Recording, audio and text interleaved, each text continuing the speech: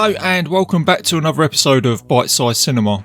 I'm your host RJ McCready, and for this episode I've got a special one for you today. It's a cult classic, it's iconic, everybody seems to love this movie. I don't know anybody that doesn't like this movie.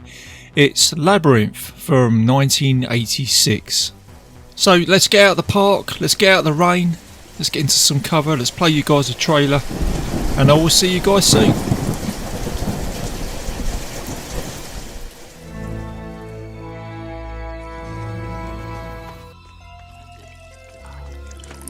Excuse me? Oh, well, excuse me.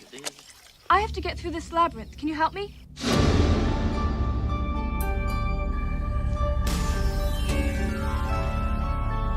Through dangers untold, and hardships unknown. You know your problem. You take too many things for granted. You're him, aren't you? You're the Goblin King. I want my brother back, please. This was a dead end a minute ago. No, that's the dead end behind you. The way forward is sometimes the way back. How are you enjoying my labyrinth? It's a piece of cake. Oh.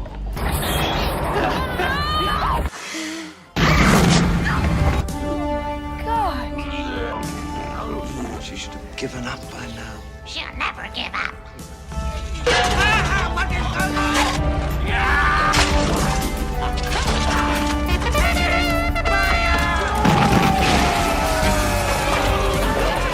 You have 13 hours in which to solve the labyrinth before your baby brother becomes one of us forever.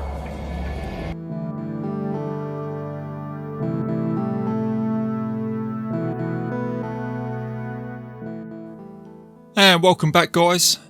So the synopsis for this film is 16-year-old Sarah is given 13 hours to solve a labyrinth and rescue her baby brother Toby when her wish for him to be taken away is granted by Goblin King Giraffe. It's got a 101-minute runtime, it's a PG and it's classed as an adventure family fantasy movie. It was directed by Jim Henson, and he's iconic, he's a legend, he's the American puppeteer, and he is a man of many talents. He's an animator, he's a cartoonist, he's an actor, he's an inventor, screenwriter, filmmaker, it goes on and on. And he is known for the TV show The Muppets, Fraggle Rock, and another iconic movie, a very dark movie, The Dark Crystal. And for anybody that doesn't know The Dark Crystal, it's a fantasy movie made up of all puppets. There's no humans in this film, no actors or anything like that. It's all puppeteers, it's all very cleverly done, and like I say, it's a dark fantasy movie about good versus evil. And whilst Jim Henson was working on this, along with the very clever concept artist Brian Froud, it's worth mentioning him. And they said during the production of The Dark Crystal, wouldn't it be great if we could make a film like this but a little bit more light-hearted and a little bit more fun? So Jim Henson went away and he penned The Labyrinth, and this was back in 1983.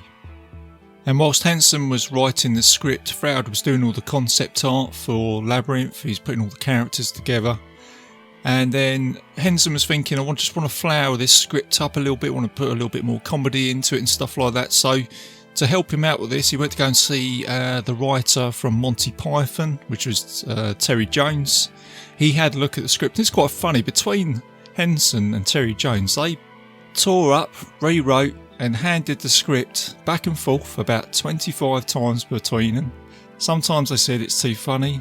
Henson gave it back to Terry Jones saying you need to put a bit more humour in there, and he said, well, I did that last time and then I took it out. So do you know what I mean? It was a little bit of that sort of between them to try and get this right. So, and then when they hired David Bowie as King Giraffe, everything changed then as well, because he brought a lot of humour, he had ad-libbed a lot of his lines. He brought the musical elements into it. I don't think Labyrinth was originally supposed to be a musical. It was supposed to be a straight movie. King Giraffe was supposed to be a darker, more sinister character. And David Bowie quoted the reason why he wanted to be in this film, and I'll read that quote out. It's quite a good quote. And he said, the script itself was terribly amusing without being vicious or spiteful or bloody. And it had a lot more heart in it than many other special effects movies. So I was pretty hooked from the beginning. And that small quote there from Bowie is pretty much the heart of this movie. I think Jareth is the main building block. He keeps the movie pumping along. As I always say, you know, Sarah is the engine, but Jareth is the heart. He's not really. He is kind of like the antagonist, but he's not, because he's a trickster. He's teaching Sarah a lesson. He's basically saying to her, you've got to be careful what you wish for. But he's not particularly spiteful. I don't think he's really going to kill you or anything like that. But he's just, it's a different sort of movie. And I think that's why people like this film. It's a very clever film when you start digging a little bit deeper. And I guess I do dig a bit deeper when I'm doing these film reviews. I start looking at the trivia and the characters and all that, and I start noticing things, and I start thinking, oh yeah, I never really noticed that before, and oh, that's quite true, you know. It's like the next time I lose my keys and I can't find anything, I'll probably blame it on Jareth, because he is the guy that would probably do that sort of thing, you know. He is a trickster, and it is, as the old saying, we've all heard it, be careful what you wish for, and you could say it is Jareth that is the guy that will teach you that lesson, and that is all that he is doing. He is teaching Sarah a lesson. But I've gone off on a little bit of a tangent there with King Jareth and David Bowie, but more importantly, as I was saying, I was talking about the building block of this film. He is one of the building blocks, because he is an incredible clever guy. You know, he's a great singer, great artist, all that sort of stuff, and I think he's the right person for this movie. And I also should mention it was the late David Bowie. You know, we lost him a few years ago, and that was a sad shame that we lost him as well. You know, a great talent to the music industry. And whilst I'm talking about David Bowie and King Jareth, the other actors or singers that were down to play King Jareth was Prince. Could you imagine that? It would have been a completely different film. Mick Jagger, Sting, and Michael Jackson. So yeah, I guess if any one of those singers would have played, you know, King Jareth in this, I guess you would have had a completely different movie altogether. But we had David Bowie, and so like all these things, I cannot see anybody else but him play this role now. So, and before I move on, I think this is David Bowie or King Jareth tricking me now, because I can't seem to get away from this character. But I'll mention this as a bit of trivia. There's a little bit of a tie-in between The Neverending Story and Labyrinth with David Bowie, and what it is, it's pretty loose, a pretty loose piece of trivia, is that King Jareth has the same hairstyle as the singer Lamal, who did the classic song for Neverending Story. So there you go. That's just a bit of IMBD trivia there that I picked up on. So I guess it's got a point. But let's look at who else is in this movie. You've got Jennifer Connelly as Sarah. And again, she does a really good job. I think she got this over Helen Bonham Carter. Could you imagine that? I don't know. I don't really think I could see that. I think it's just, again, it's Jennifer Connelly all the way. And the rest are voice actors. So you've got Frank Oz. I think he did the voice for a Yoda. And then you've got the voice of Hoggle, played by Brian Henson. So that's just the name, just a few there.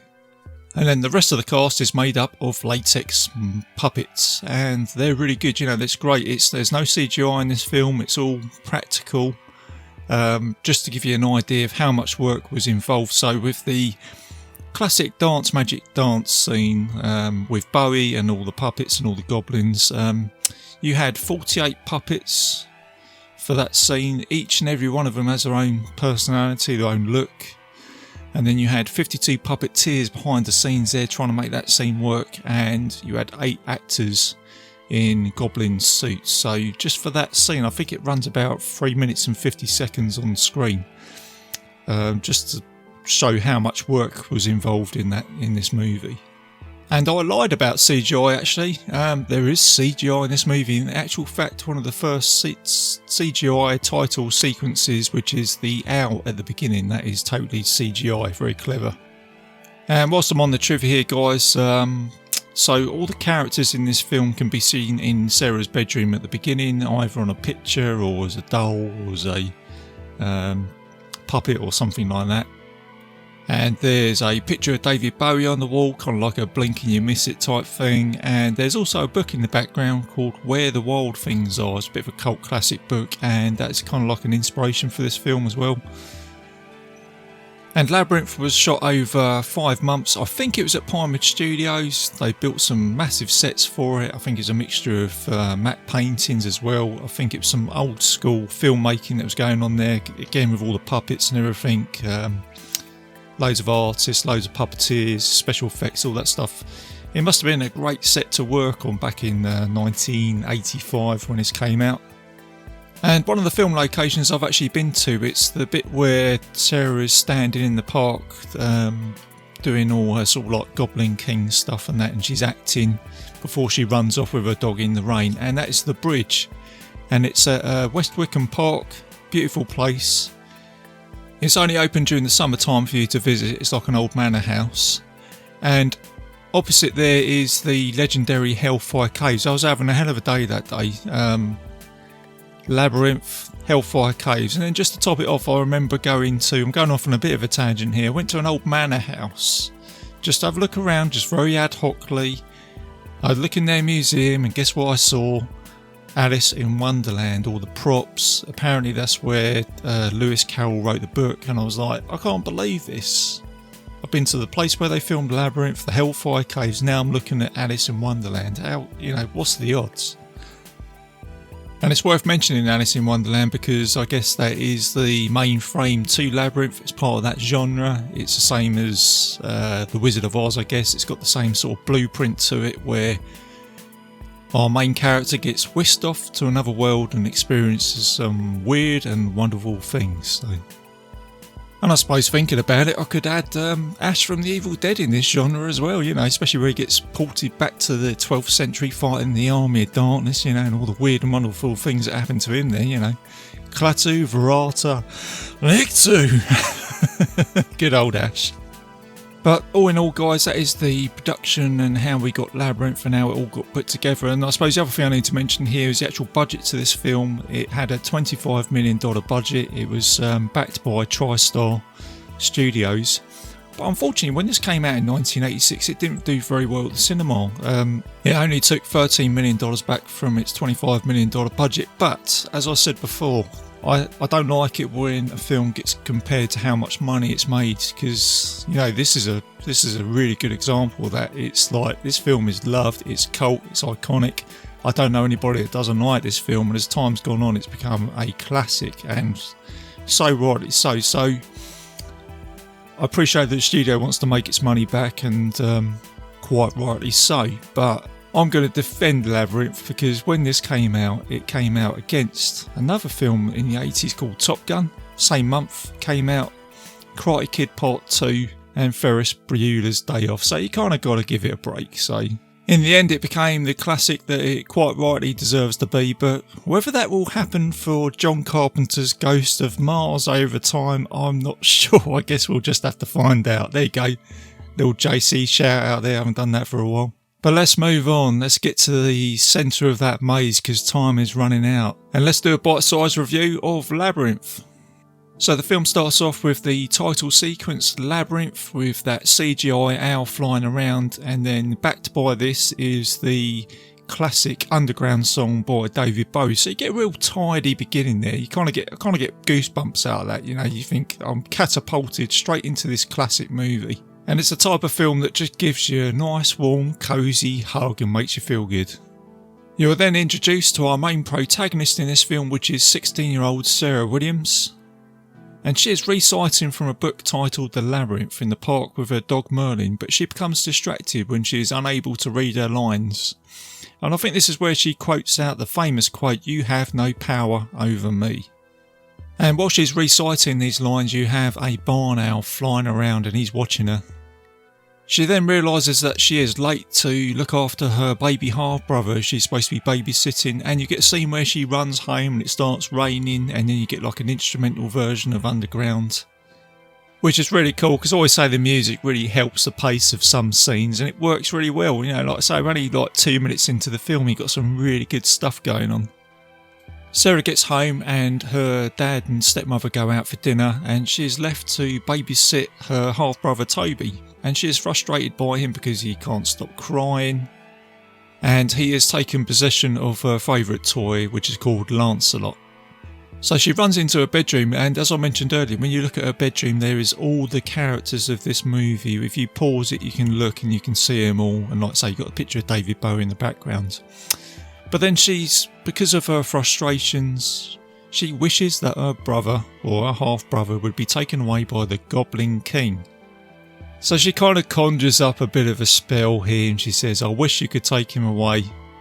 And then you get a really funny scene here where you see the goblins, and they're all like, it's like they're in a cupboard all huddled up together, and there's like the leader saying, she has to say the words correctly, and then you got one saying, did she say it yet? And he's going, shut up, shut up, shut up. And then she recites another word and it's the wrong one, and then the goblin guy goes, did he say it yet? It's funny. And this dude puts his hand over his mouth going, oops, like that, and then the leader goblin goes, no, she has to say, right now. And then you see a scene where Sarah does say all of these words. You get like the thunder and lightning. And then she goes back into Toby's bedroom and she can't hear him crying anymore, and it all goes silent, and then you see some goblins rustling around in the corners, and it's all dark, and it's quite a spooky scene actually. And then you get the introduction to King Giraffe. David Bowie turns up on the balcony, and he gives her 13 hours to try and solve the mystery of the labyrinth, find the centre of it, gets to his kingdom, and prevent her brother from being turned into a goblin forever. So then Sarah finds herself in the mystical, wonderful fantasy land of the labyrinth, and she meets a little dwarfish man named Hoggle, which she keeps getting his name wrong, Boggle Toggle.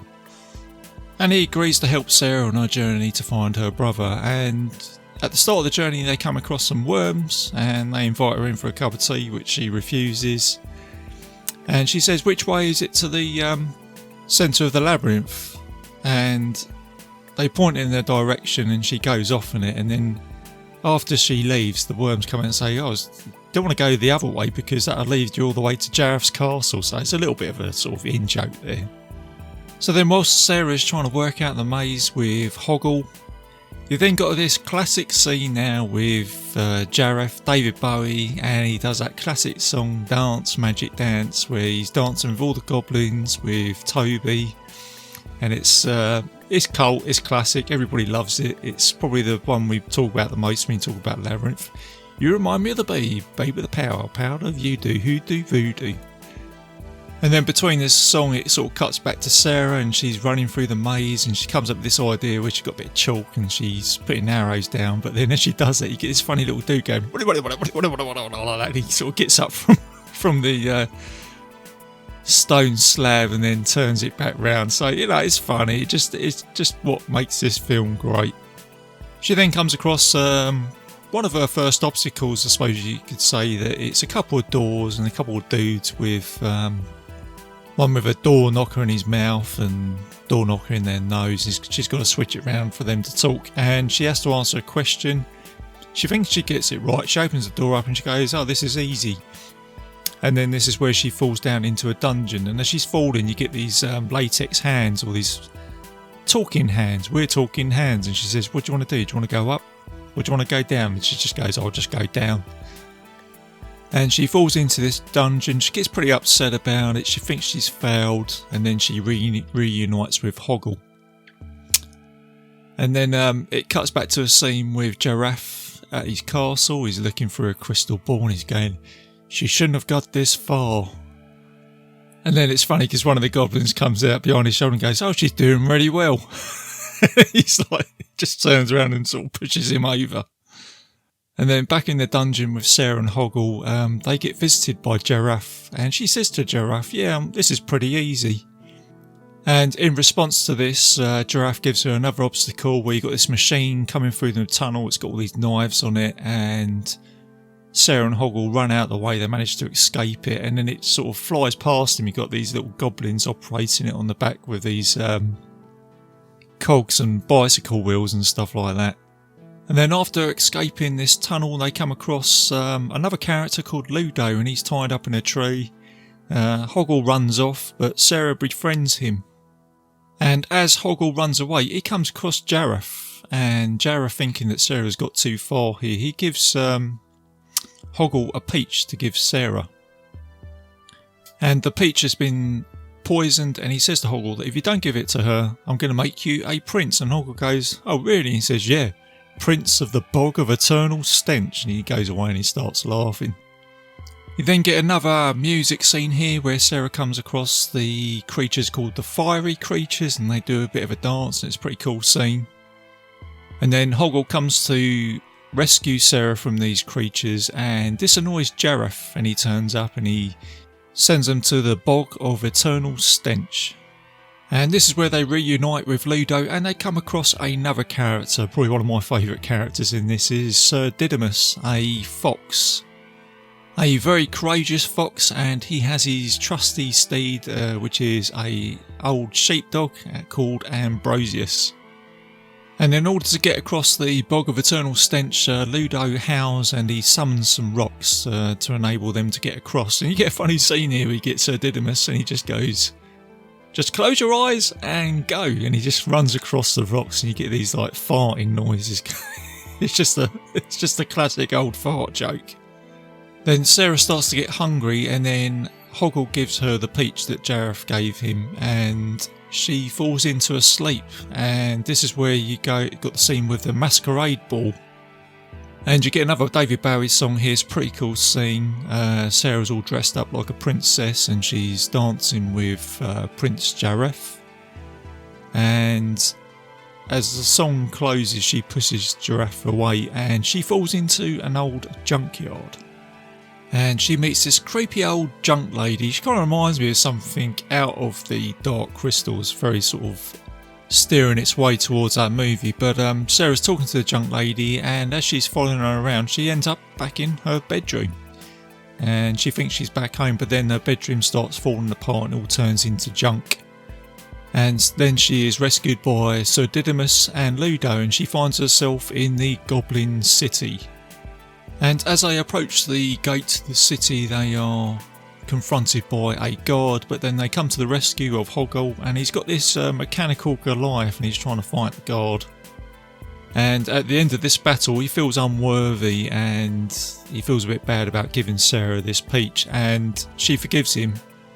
But whilst all this is going on, Jareth is alerted, and he sends out his goblin army to confront them. You get a really good scene here, you get a funny scene, you get Ludo, he summons up the rocks, take out the goblins. You got Sir Didymus battling the goblins whilst riding around on Ambrosius. So you get a really good final fight scene here with these guys. And then Sarah realises that the only way she's going to be able to take on Jareth is by herself, and you get this scene here where our heroes say to Sarah, well, we know you've got to go by yourself, but if you ever need us, we'll always be here. So Sarah ends up in the castle with Jareth, and it's a pretty clever scene because as she's walking up these stairs, they turn upside down, and it's all very mystical and mysterious, and she thinks she's catching up with Jareth, and then he's on the top of the stairs, and then he's at the bottom of them, so it's all very sort of mystical and magical. And time is running out, the hourglass is vanishing, her brother Toby is almost being turned into a goblin, and she suddenly realises the book that she read at the beginning of the film, and she recites the phrase, "You have no power over me," which is a classic line. And at the last second she manages to defeat Jareth, and Jareth returns them home safely, and he turns into a barn owl, flying safely away. And then when she gets back home, she realises how important Toby is to her, and he lets him have her favourite toy, which is Lancelot. Her mum and dad come home, and then she goes back into her bedroom, and then she looks into the mirror, and she realises that as she is growing up, she still needs these guys from time to time. And like I say, it's that classic line where they come out and say, you know, if you ever need us. And then the characters appear in her bedroom, and they're all dancing around. You've got some of the goblins that turn up, and of course the main characters. You've got Ludo, Ambrosius, Sir Didymus, And of course you've got Hoggle as well, so it's a great way for this movie to end. And then of course, just looking out from the window, you've got the owl, you've got Jareth, and he flies away into the distance, and then you've got the closing credits of this film, and it's brilliant.